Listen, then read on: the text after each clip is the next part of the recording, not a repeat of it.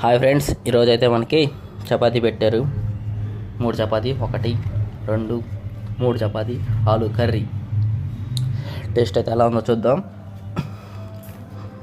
చపాతీ మీద నూనె కూడా లేదు. నేను చపాతీ అంటారు ఏమంటారో తెలియట్లా.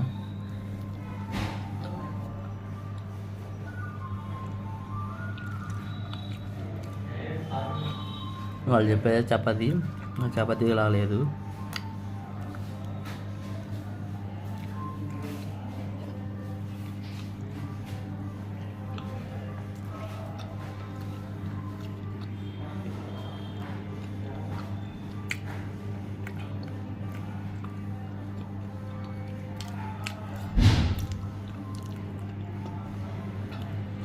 ఏం చెప్పాలో కూడా అర్థం కావట్లా, అట్లా ఉంది టేస్ట్ అయితే.